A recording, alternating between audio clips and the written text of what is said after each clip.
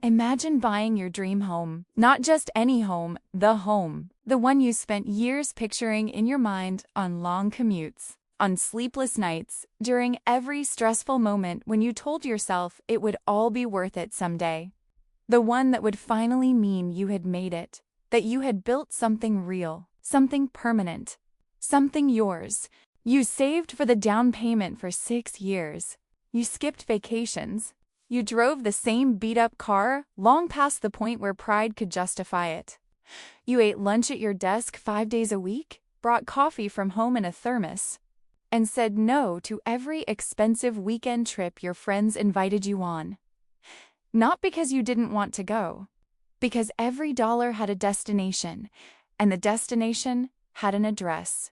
And then the day came. The closing. The keys pressing into your palm. The front door of your new house swinging open for the very first time with your family standing behind you. And for one perfect, crystalline moment. The weight of all those years of grinding and saving and waiting just lifted off your chest and evaporated. You were home.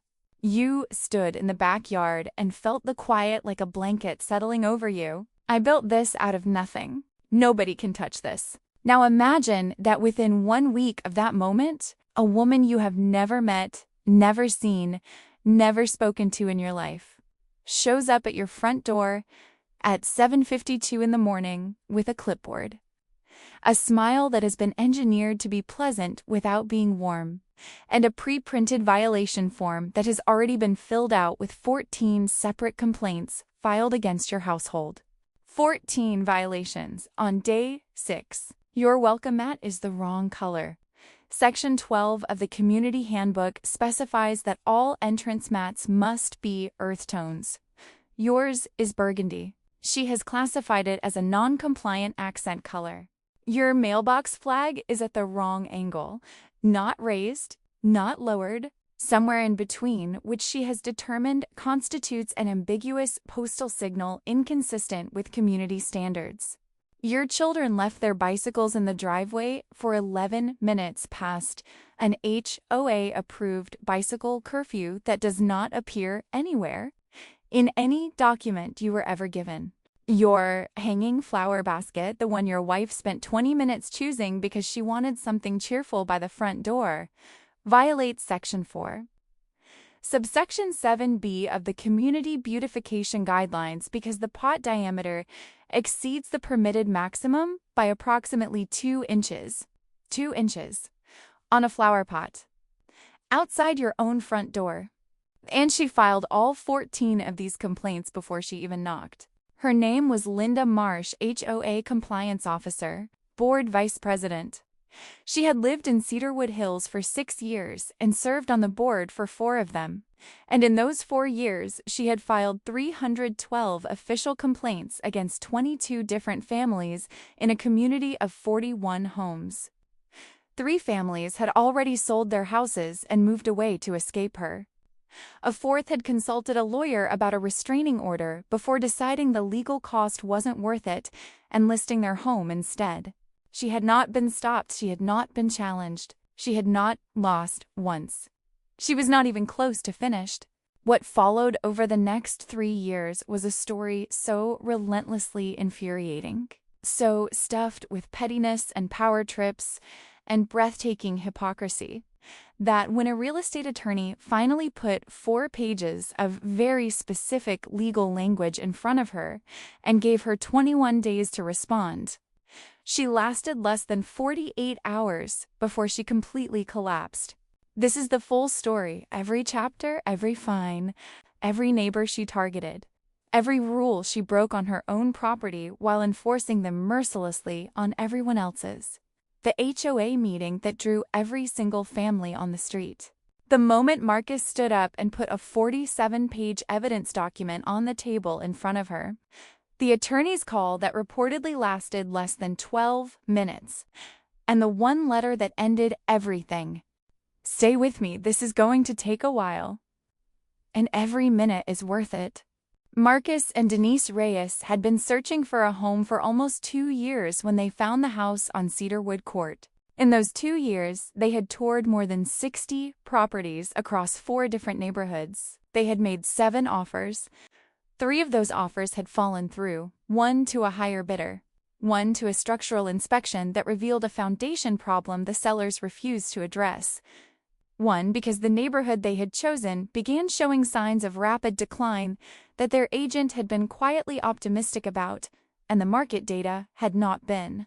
By the time they walked through the Colonial on Cedarwood Court, they were not just house hunting. They were desperate to stop.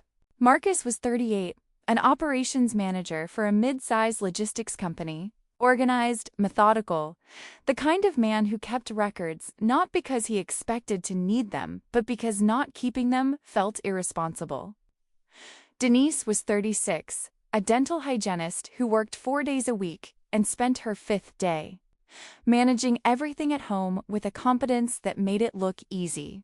Their daughter Emma was 7, starting 2nd grade in the fall, and had been asking for months with the patient persistence that only small children can sustain when she was going to have a bedroom she could call her own. The house was a 4-bedroom colonial on a quiet cul-de-sac. Good school district, verified. Tree-lined street. A backyard large enough for Emma to have a real childhood in. Neighbors who waved from their driveways when the realtor pulled up. The listing price was at the top of their budget, but the sellers came down slightly after the inspection, and Marcus and Denise signed the paperwork feeling, for the first time in 2 years, like something had finally gone right. It was in an HOA community. The monthly dues were $180. The community handbook, all 84 pages of it, was included in the closing packet. Their realtor mentioned it the way realtors mention things they consider formalities. Standard stuff, he said. Just the usual rules about lawn care and parking. Nobody suggested that one person on the board had spent 4 years turning those 84 pages into a weapon she deployed against her neighbors, the way some people deploy grudges. Systematically, enthusiastically, and without mercy. Weapon she deployed against her neighbors, the way some people deploy grudges. Systematically, enthusiastically, and without mercy. They moved in on a Saturday in early October.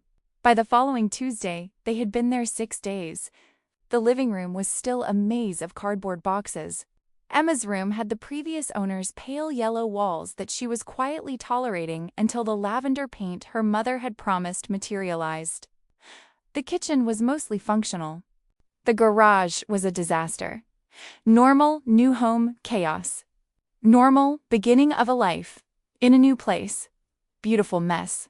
Marcus was standing in his kitchen in sweatpants at 7:52 a.m., making coffee, when the knock came.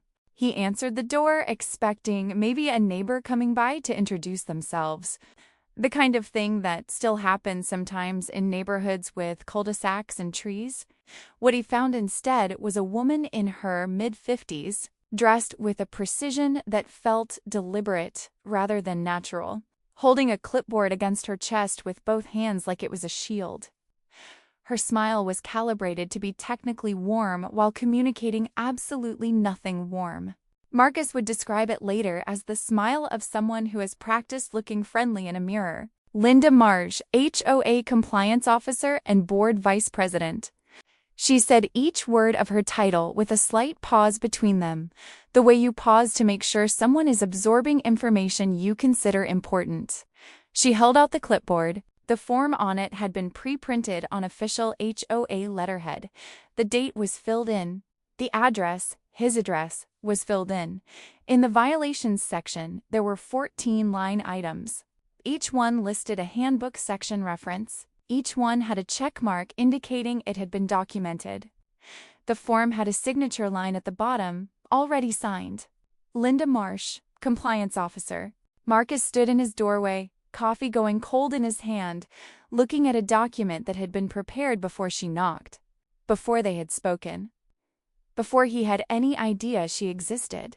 He asked which rules these were based on. Linda smiled, tapped the clipboard, said that everything was clearly outlined in the community handbook that had been provided at closing, and that she recommended he reviewed it thoroughly at his earliest convenience. Then, Before he could ask a single follow-up question, she turned and walked back down the front path without looking back. Back straight. Clipboard under her arm. Mission accomplished. Marcus stood in the doorway for a long time after she disappeared. Then he went inside, put his coffee down, and retrieved the handbook from the moving box where it had been filed under maybe read eventually. He read all 84 pages. It took him 3.5 hours. When he was done, he understood two things with absolute clarity. The first was that at least 8 of the 14 violations Linda had cited were technically supportable under the existing rules. If you read those rules in the most aggressive, least charitable way possible. The second was that the handbook, read as a whole, was not a document designed to create a pleasant neighborhood. It was a document designed to give a sufficiently motivated person the tools to make everyone else's lives miserable. Whether that had been its original purpose, or whether it had been shaped into that over time by someone's hands. He couldn't say. He started a spreadsheet that evening. The first entry was the date, the violation form, and the 14 items listed on it. He wasn't sure what he was going to do with it yet. He was going to do a great deal with it.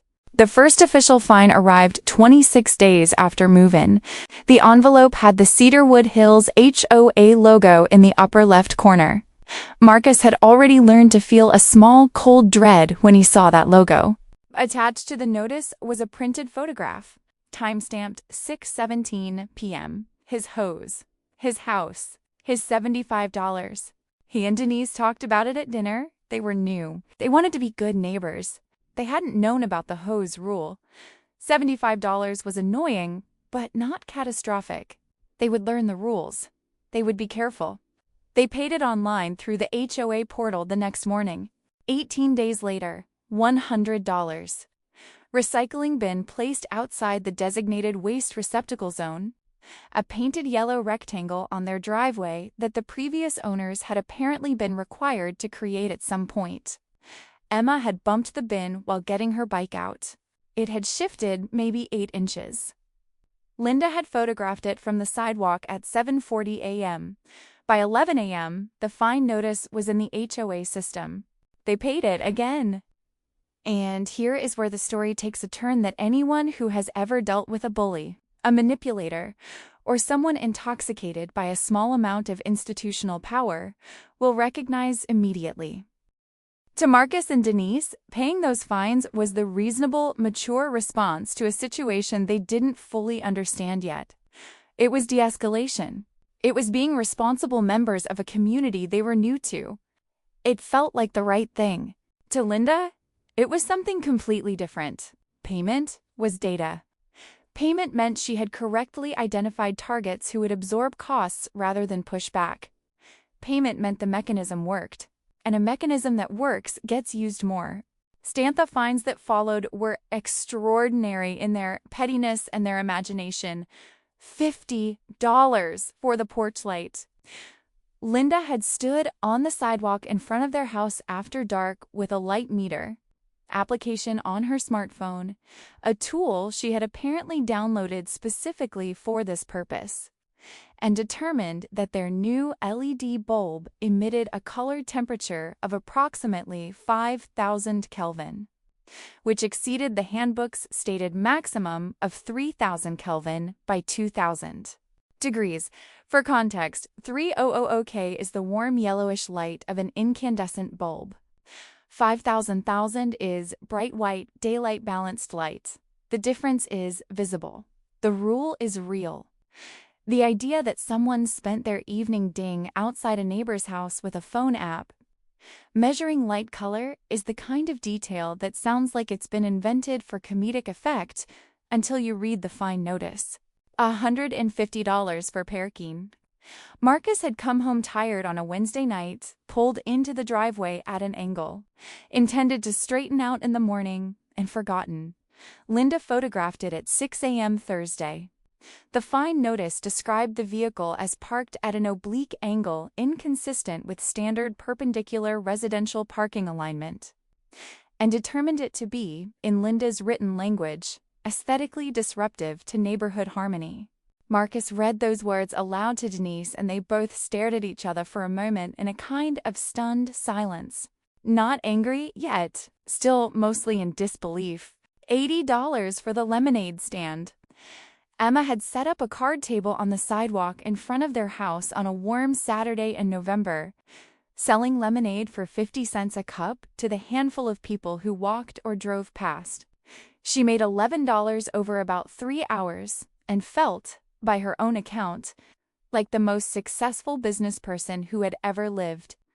The fine arrived 4 days later. Section 21, commercial activity of any kind is prohibited on common areas and public sidewalks adjacent to residential properties. Emma was 7. Linda filed the complaint the same day she saw the table. Marcus and Denise had to explain to their daughter why they had received a fine for her lemonade stand. They chose to frame it as best they could, as some communities have different rules about where you can sell things. Emma nodded solemnly and did not set up the table again. But she remembered. Children always remember when the world is unfair to them, even when the adults in their lives try to soften it. Denise sat at the kitchen table that night after Emma was in bed and cried quietly for about 10 minutes, not about the money, about what it meant to watch your child have something innocent taken from her, by a rule being wielded by a person who could have chosen not to wield it. $125 for a wind chime, Mr. Kowalski, who lived 2 doors down and had been on the street for 20 years, had hung a small copper wind chime from his porch eave. He had hung wind chimes on that porch for 19 of those 20 years. The rule against them. Section 18, subsection 4. Auditory nuisance clause had been added to the handbook by Linda during her first year on the board. Mr. Kowalski had either missed the update or assumed it was the kind of rule nobody would actually enforce against a wind chime that had been there for 19 years.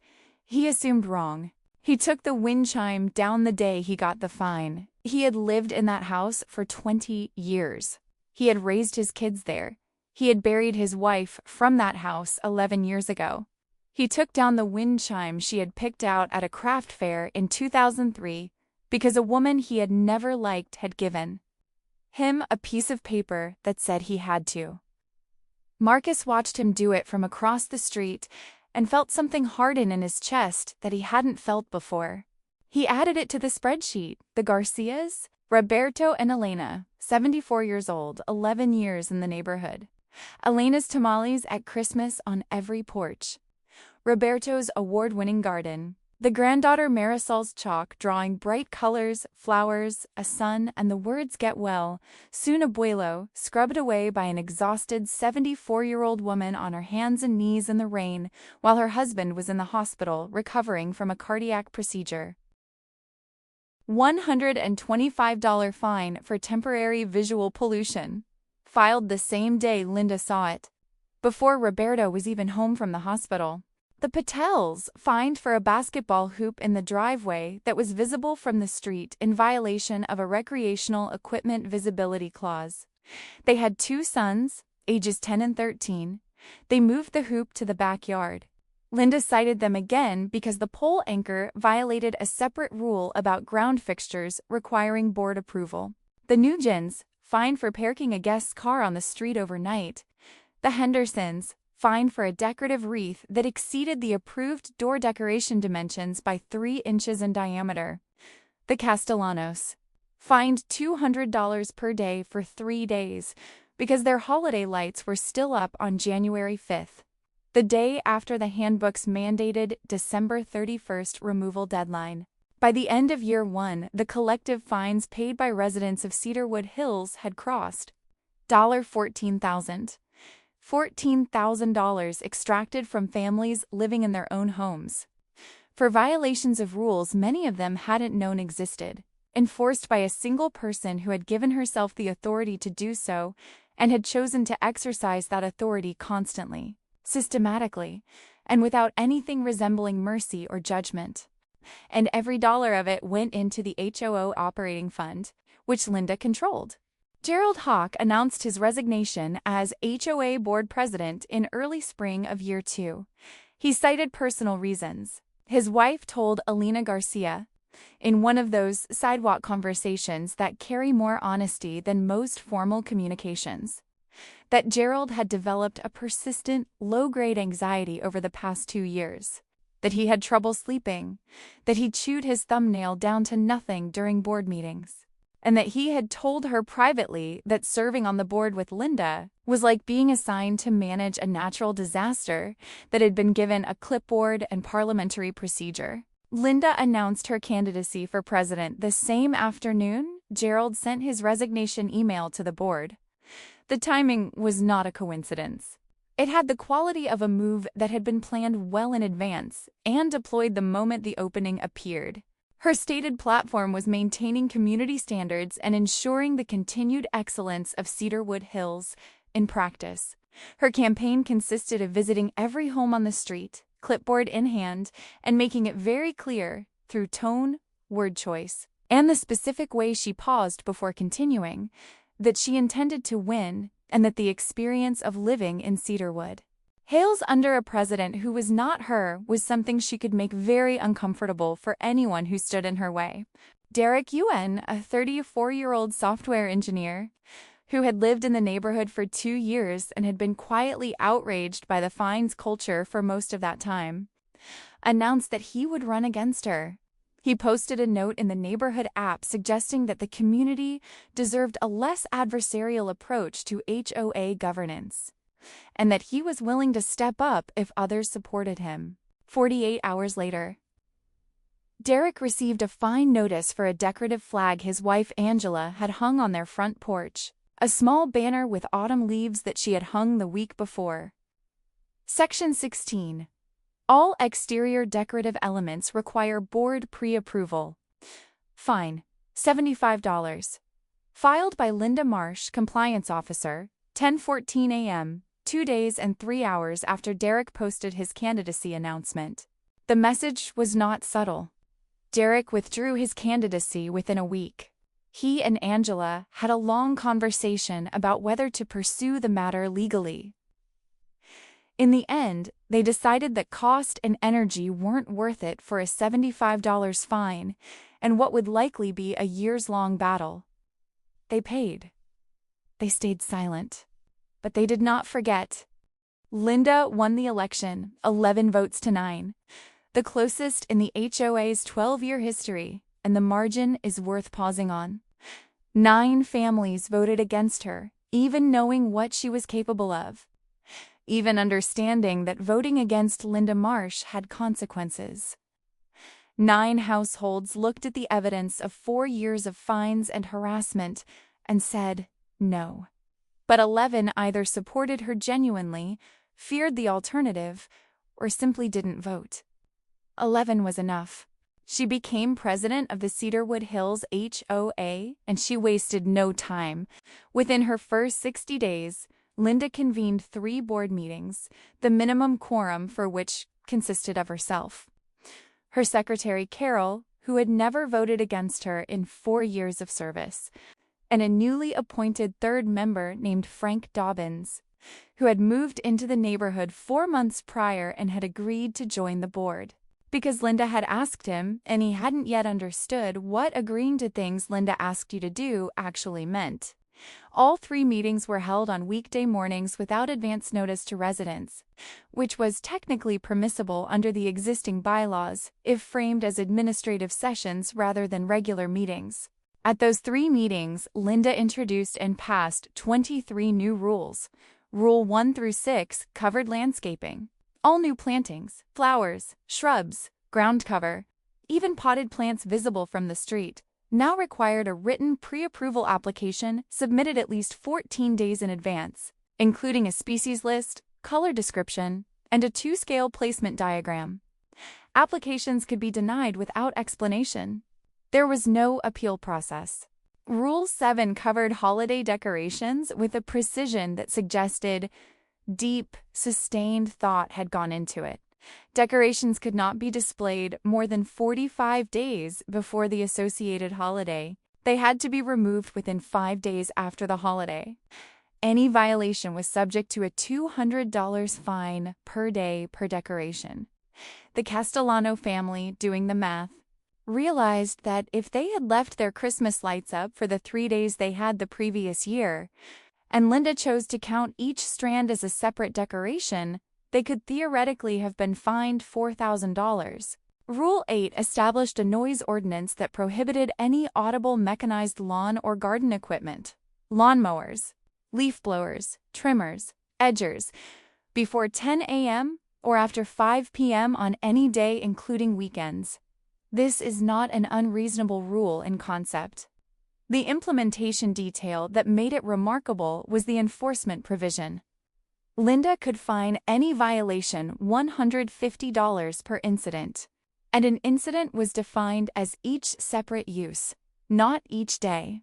A homeowner who mowed their lawn at 9:45 a.m. had technically committed an incident, so had anyone who blew leaves at 5:05 p.m. Rules 9 through 14 established the vehicle curfew, an updated trash receptacle placement code, specifications for holiday lighting color temperatures. Linda had apparently expanded her light meter hobby, requirements for gutter maintenance visible from the street, a prohibition on visible window air conditioning units, and a rule requiring that any fence, gate, or barrier installed or repaired must match the existing structure in material, color, and style within a tolerance so narrow that replacing a single damaged fence board with a new one of the same type could technically constitute a violation if the new wood was lighter in color before weathering.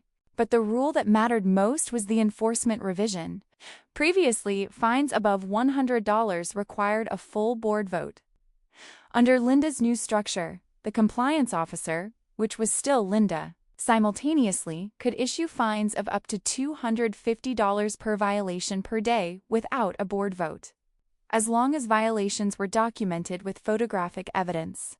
Linda had, in effect, given herself unilateral power to fine any household up to $250 per day per violation with no board oversight, no community input, and no meaningful check on her authority. The revised handbook arrived in residents' mailboxes with a cheerful cover letter about maintaining community excellence. There had been no general meeting, no resident vote, no opportunity for the families who lived there and paid dues and owned their homes to weigh in on rules that directly governed what they could do on their own property. Marcus read the new handbook in one sitting. He built a spreadsheet column that calculated maximum daily fine exposure per household if Linda chose to simultaneously pursue every available violation. The number he arrived at, for a household she decided to target aggressively on all fronts, was $3,750 per day, not per month, per day. He showed it to Denise. She looked at it for a long time. Then she said quietly, "We need to do something." He nodded. "I know. I'm working on it." What he didn't say yet, because he didn't have it fully formed yet, was that the thing he was working on wasn't a complaint. It wasn't a petition. It wasn't a polite letter to the board. It was a case. He was building a case. And he needed more evidence. It happened on a Saturday morning in October of year 2, almost exactly 1 year after Marcus and Denise had moved in. Marcus was in his garage, sorting through boxes they still hadn't fully unpacked, when he heard a knock at the side door. It was Jim Patel from next door, looking uncomfortable in the way people look when they're about to say something they've been thinking about for a while and have finally decided to say. Jim came in, they stood in the garage. Jim told Marcus about his son's basketball hoop, about the second fine for the pole anchor, about how his older son, who was 13, had stopped asking to play in the driveway because he didn't want to cause his parents more trouble. A 13-year-old had learned to make himself smaller to avoid becoming a target. Marcus listened to all of it. Then he showed Jim his spreadsheet. Jim stared at it, not just at his own family's entries, at all of them, at the names he recognized, at the amounts, at the dates, at the pattern that only became visible when you put all of it in one place and looked at it together. "Do you think anyone else has been keeping records?" Jim asked. "I don't know," Marcus said, "but I think we should find out."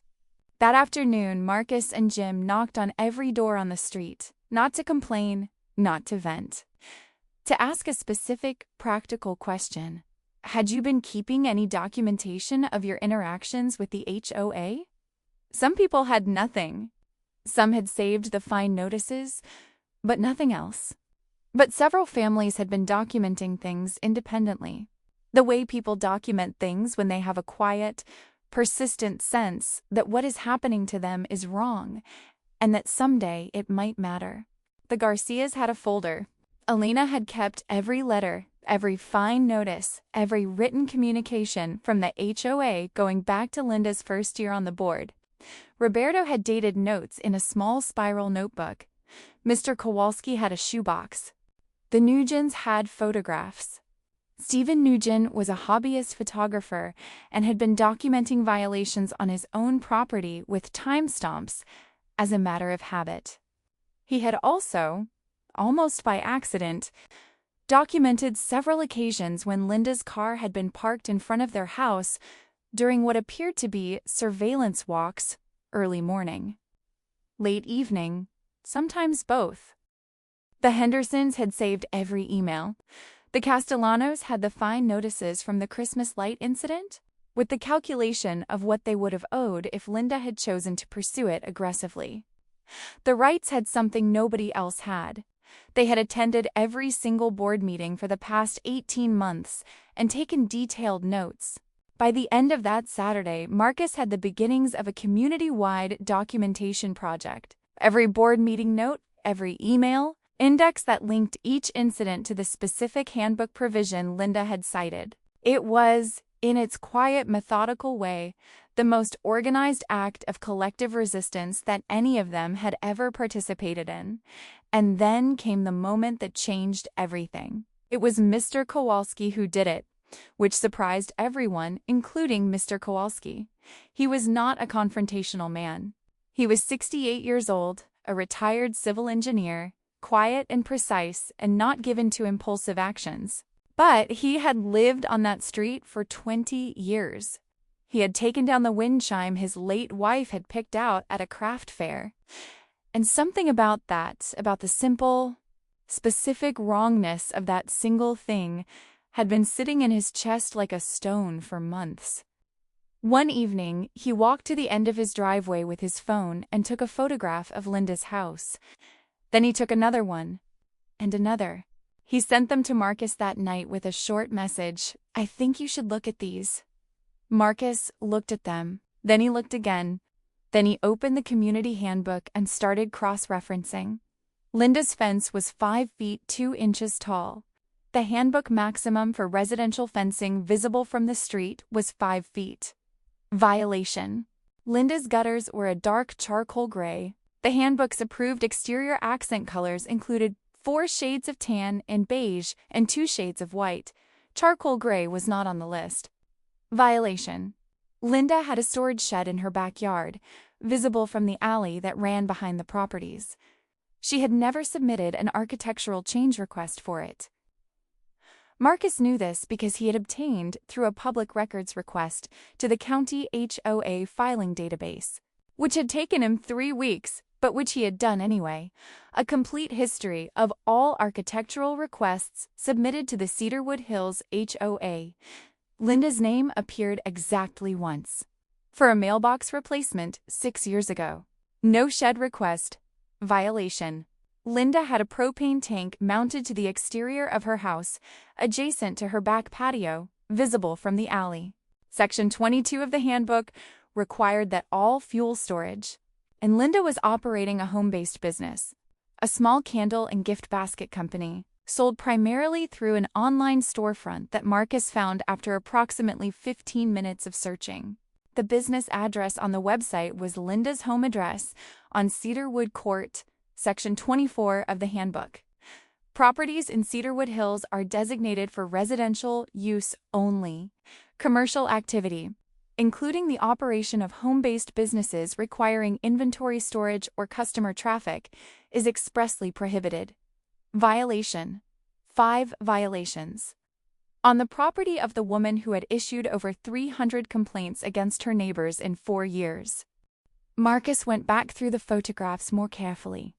By the time he was done, he had identified 11 separate violations on Linda's property that were at least as clear and well documented as the violations.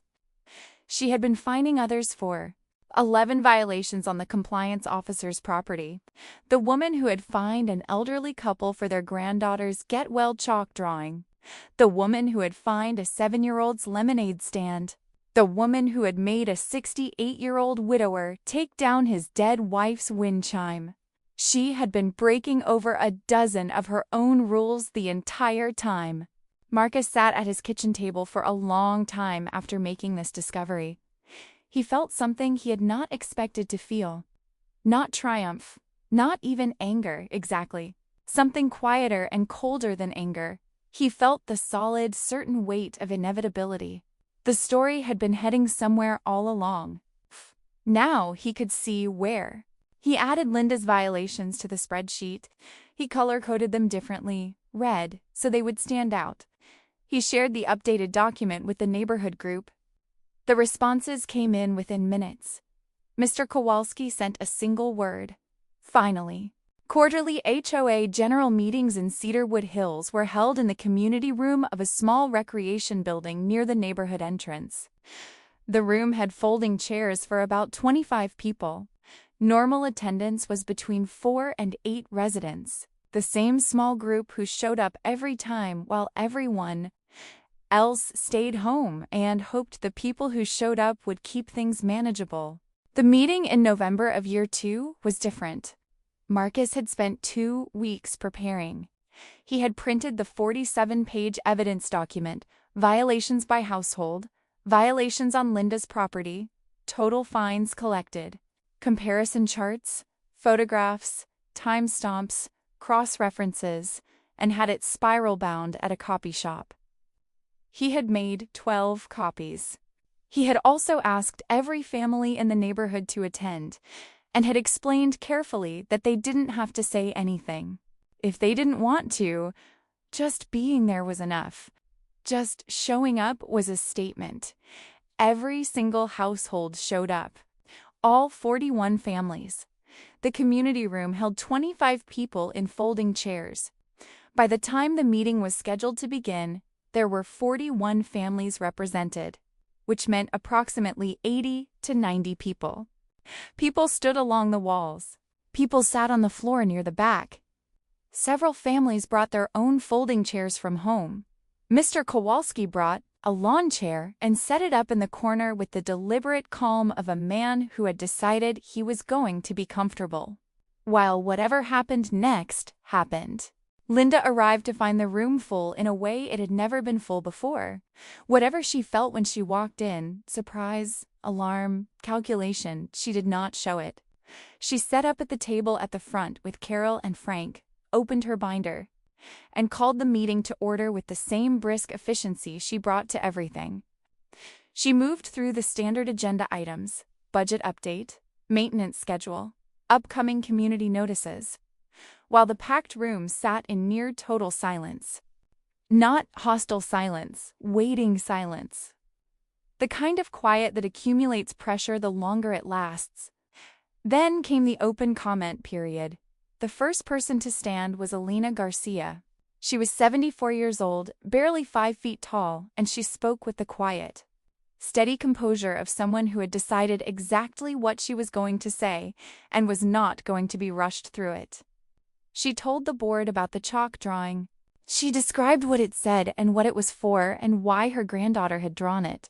She described receiving the fine notice while Roberto was still in the hospital. She described getting on her hands and knees in the rain to scrub it away. She did not raise her voice. She did not cry. She spoke clearly and finished and sat down. The room was absolutely still for a moment after she finished. Then Roberto Garcia stood up. He said only one sentence. "I have lived on this street for 11 years, and this is the first time I have ever been ashamed of it." Then he sat down. Jim Patel stood up next. He talked about his sons, about the basketball hoop, about his 13-year-old learning to make himself invisible so he wouldn't cost his parents money. He said his son had stopped asking to have friends over because he was worried about what they might do that could get his family fined. A 13-year-old had developed anxiety about guests in his own home. The Castellanos talked about Christmas. The Hendersons talked about the door. The Nguyens talked about the fence. The Wrights talked about the board meetings, the ones held in the morning without resident notification. Stephen Newhan showed photographs on a tablet. Linda's car in front of their house at 6:30 a.m., at 9:15 p.m., on a Saturday morning, on a Sunday afternoon. One by one, household by household, the neighborhood spoke. Linda sat at the front table through all of it. Her expression did not change. She did not interrupt. She made notes in her binder. She had the controlled stillness of someone running calculations. Then Marcus stood up. He walked to the front of the room and placed a spiral-bound document on the table in front of Linda. He placed a copy in front of Carol and a copy in front of Frank. He placed a copy in front of each of the remaining board positions, even the empty ones. He placed a copy at each end of the front table. Then he turned to the room and explained what was in it. 2 years of violations filed against Cedarwood Hills residents by the HOA under Linda's tenure as compliance officer and president. Itemized by household, by date, by amount, with corresponding handbook citations and photographs. Total fines collected: $14,700 across 21 households. Average fine burden per household: approximately $700 per year. The household with the highest fine burden, the Garcias, who had paid $1,100 in a single year for violations including the chalk drawing, a wind chime they hadn't been aware was prohibited, and a garden ornament that exceeded the approved height for decorative exterior elements by 2 inches. Then, he described the second section of the document. 11 violations identified on the property at the address of HOA Board President and Compliance Officer Linda Marsh, documented with photographic evidence and cross-referenced against the exact handbook provisions under which other residents had been fined. The violations included fence height exceeding the permitted maximum, non-approved gutter color, unpermitted storage shed, unscreened propane tank, operation of a commercial business from a residentially zoned property, and 6 additional items. He read each one aloud, slowly, with the handbook section, with the date the photograph had been taken, with the fine amount that would apply if the same standards had been applied to Linda that she had applied to everyone else. The room was perfectly quiet. You could hear people breathing. Linda looked at the document. She turned pages. She looked at the photographs. Then she looked up at the room, at 90 people who had been fined for lemonade stands and chalk drawings and wind chimes and parking angles, who were sitting in folding chairs and standing along the walls of a room that was too small for all of them, looking back at her. She closed the binder. She straightened her papers, and she said, in a voice that had been emptied of everything except a kind of practiced control, "These accusations are baseless and retaliatory in nature, and I will be consulting my attorney regarding appropriate responses." The room stayed quiet for a moment, 3 seconds, maybe 4. Then Mr. Kowalski, from his lawn chair in the corner, in the mild and deliberate tone of a retired civil engineer who has spent his life saying precise things, "So will we." Nobody cheered. Nobody clapped. But something shifted in the room, something audible even in the silence, and Linda closed her binder and adjourned the meeting.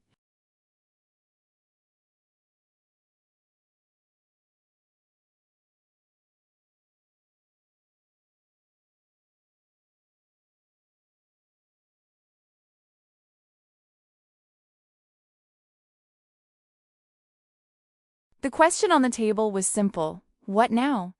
They had the documentation, they had the unity, they had the evidence of Linda's own violations. which meant she could no longer credibly position herself as a disinterested enforcer of community standards. But documentation and community solidarity, however satisfying, are not legal leverage. They needed someone who spoke the language that actually made people like Linda move. They needed an attorney. They took up a collection over the following week. The target was $3,000 to cover an initial consultation and a first round of legal work. They hit the target in 4 days. Some families gave what they could easily spare. Others gave what they had been fined. The Garcias gave $1,100, exactly the amount they had paid in fines over the past year. Elena said she considered it a deposit on a refund. Marcus found David Park through a referral from his own attorney, who handled real estate transactions. David was 51, a real estate and HOA dispute specialist with 18 years of practice and a reputation for being meticulous, thorough, and deeply unimpressed by HOA boards that had confused administrative authority with actual legal power. He had handled more than 40 HOA-related disputes over his career. He had won 37 of them. Marcus met with David for 2 hours and walked him through everything: the spreadsheet, the photographs, the handbook analysis, the board meeting records, the fine history, the violations on Linda's property, the timeline. All of it organized, indexed, cross-referenced. David listened without interrupting. When Marcus finished, David sat for a moment looking at the compiled documents. Then he said, "This is one of the most complete HOA dispute files I've seen. Most people come to me with a complaint. You've brought me a case." David spent 3 days reviewing the full documentation before he picked up the phone. He identified 4 primary legal issues. First, selective enforcement. Under most state property and HOA statutes, an HOA that selectively enforces its rules, applying them aggressively against some residents while ignoring identical or greater violations on others' properties, exposes itself to significant legal liability. The 11 violations on Linda's property, documented while she was simultaneously fining neighbors for lesser infractions, were textbook selective enforcement. Second, procedural violations. The 23 new rules Linda had passed in board-only sessions without proper resident notification violated the HOA's own bylaws, which required a general meeting and a notice period for rule changes. Several of the fines issued under those rules were potentially uncollectible for this reason. Third, abuse of authority. The enforcement provision Linda had inserted that gave the compliance officer unilateral fine authority up to $250 per day per violation without board oversight was, David believed, almost certainly unenforceable and potentially in violation of state HOA governance statutes. Fourth, potential personal liability. If the selective enforcement case proceeded, Isians, not just the HOA as an entity, David made a call to Linda's personal attorney. The call lasted 11 minutes. He did not share the details of that conversation. He described it as clarifying. Then he wrote the letter. It was 4 pages long. It was addressed to the Cedarwood Hills HOA Board of Directors and to Linda Marsh personally. The letter outlined the selective enforcement claims in detail, citing specific case precedents and the relevant state statute. It documented the procedural violations in the rulemaking process and listed the fines that had been collected. Under rules passed through those flawed procedures, it enumerated Linda's 11 property violations with handbook citations, and noted that the same enforcement standards applied to her property as had been applied to the community would have resulted in fines, totaling approximately $4,300 to date. It referenced the $14,700 in collective fines paid by residents and formally requested a full accounting of how those funds had been applied.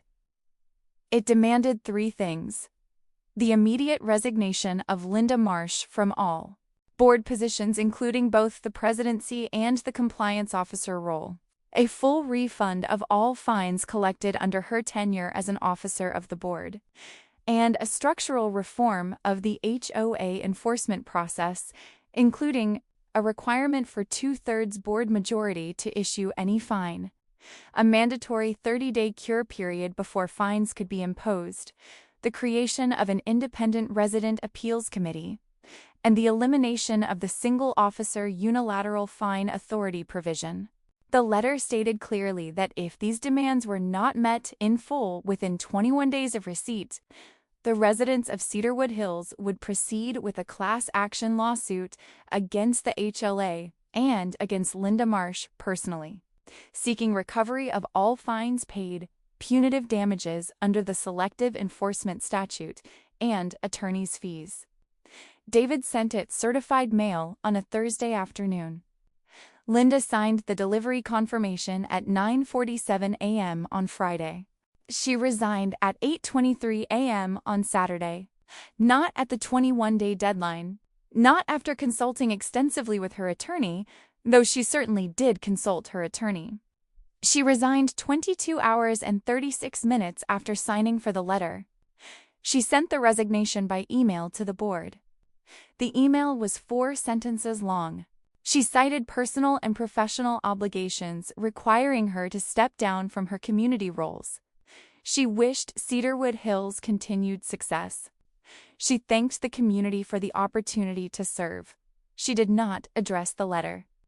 She did not address the allegations. She did not address the 11 violations on her own property or the $14,700 in fines or the 3 families who had sold their homes to escape her. She said goodbye, and she was gone. The weeks that followed Linda's resignation were busy ones for David Park and for the interim HOA board, 3 residents who had stepped up voluntarily to manage the transition, none of whom had ever served on a board before, all of whom were deeply motivated to do it right. The refund negotiation took 3 weeks. David worked with the HOA's liability insurer, which had been very interested in the letter, and very interested in not having the class action proceed to actual litigation. The settlement, reached without filing, provided for a full refund of all fines paid by residents during Linda's tenure as compliance officer and president, covering the period from her appointment to the board 4 years earlier through her resignation. 3 weeks after Linda resigned, checks began arriving in mailboxes across Cedarwood Hills. Elena and Roberto Garcia, $1,100, the full amount they had paid, including the $125 for Marisol's chalk drawing. Elena framed the check before cashing it. Then she cashed it and made tamales. Marcus and Denise Reyes, $2,410, every dollar of the fines they had paid in year 1, plus the additional amounts from year 2. Marcus added a final entry to his spreadsheet, refund received, and then closed the file. He kept it. He will always keep it. Mr. Kowalski, $425, the wind chime fine, the parking violation Linda had issued him in year 2, and 2 other fines he had paid without saying anything to anyone, because he was not a man who made noise about things like that. He used $200 of his refund to buy a new wind chime. He hung it on the porch the same afternoon the check cleared. It was larger than the previous one. Jim Patel's family, $1,800. The Henderson family, $2,100. The Nguyens, the Wrights, the Castellanos, the Youngs, the Kowalskis, every household that had paid, received back what they had paid. No exceptions, no partial settlements, full refunds. The structural reforms that David had demanded in the letter were also implemented. The HOA adopted a new enforcement charter. All fines required a 2/3 board majority vote. Residents received a 30-day cure notice before any fine could be issued, during which they could address the violation without penalty. An independent resident appeals committee of 3 homeowners, selected by lottery from a willing pool, was created to review any disputed fine. The unilateral fine authority provision was struck from the bylaws entirely.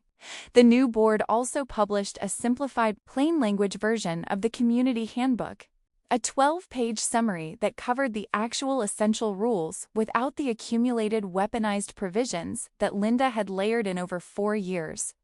The full 84-page handbook remained on file as the governing document, but the plain language summary was what the board committed to using as their primary reference for day-to-day enforcement. Derek Yuen, who had withdrawn his candidacy for board president when Linda fined him 48 hours after his announcement, was asked by his neighbors if he would be willing to serve on the new board. He said yes. He became the board's first president under the new governance structure. His first official act was to formally acknowledge, in writing, that the fine issued against his family's decorative flag had been retaliatory and would be refunded with an apology letter. Linda listed her house for sale 4 months after her resignation. The listing appeared on a Thursday. The neighborhood found out through the automated listing alerts that many of them had set up, not in anticipation of Linda leaving specifically, but because they kept tabs on the market in their area. The news traveled through the neighborhood communication channels over the course of a Thursday afternoon with the quiet, careful quality of information that people are not sure how to feel about yet. There was no party, nobody organized anything, nobody sent a message saying she's leaving, let's celebrate. That was not the kind of neighborhood Cedarwood Hills had been before Linda, and it was not the kind of neighborhood it was becoming again. The moving truck arrived on a Saturday morning in late spring. It was a clear day, unseasonably warm, the kind of day that makes a suburban street look like it was staged for a real estate photograph. The truck backed into Linda's driveway at 8 a.m. The crew began moving furniture and boxes, and one by one, with no coordination that anyone admitted to afterward, the residents of Cedarwood Hills found reasons to be outside. Elena Garcia was in her front garden, planting. She had submitted the required plant approval request to the new board 3 days after the reform charter passed and had received approval within 48 hours. She was planting marigolds. Roberto was sitting on the front porch in his chair with his coffee, which he did most Saturday mornings and which he had done most Saturday mornings for 11 years before. Linda's surveillance walks had made him self-conscious about it. He was back. Mr. Kowalski was on his porch. His new wind chime, large and bright and copper, was catching the morning breeze. It made a clean, clear sound that carried across the cul-de-sac. He did not look at the moving truck. He sat with his coffee and let the chime do its work. Jim Patel's sons were in the driveway with the basketball hoop, which had been moved back from the backyard after the new board confirmed in writing that it complied with current guidelines. They were playing 2-at-2 friends from school. They were being loud in the normal, healthy, 13 and 10-year-old way. Emma Reyes, now 9, was out front with a card table and a pitcher of lemonade. She had a little sign with her prices. The new board had reviewed the commercial activity clause and issued a formal, written clarification that children's lemonade stands operated by residents under the age of 14 were exempt from the commercial activity provision and did not require permits. Emma had read the clarification letter herself, or tried to, with her mother's help.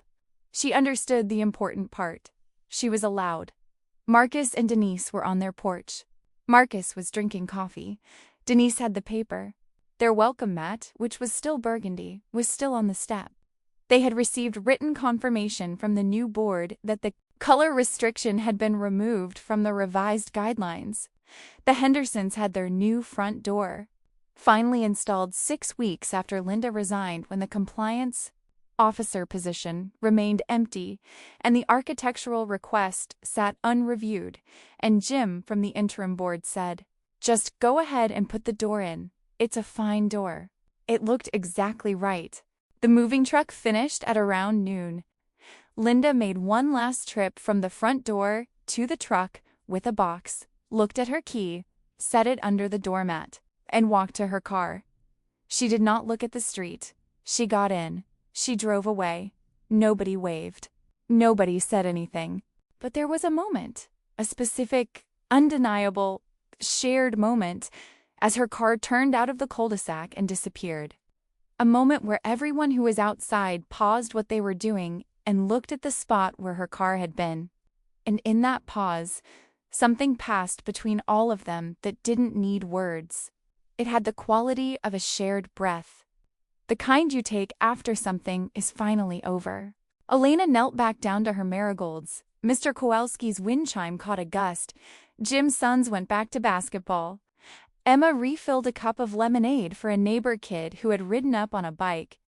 Marcus and Denise looked at each other on the porch, and Marcus said something, and Denise laughed, and it was the kind of laugh that carries. The street looked exactly the way it had looked when Marcus and Denise had driven up to it for the first time, 2.5 years earlier, with boxes in the moving truck and hope in their chests, and the sense that they had found somewhere worth putting down roots. It was exactly that. Finally, completely, fully that. And that is the full story of the HOA Karen who thought she was untouchable. Until a real lawyer sent her one single letter.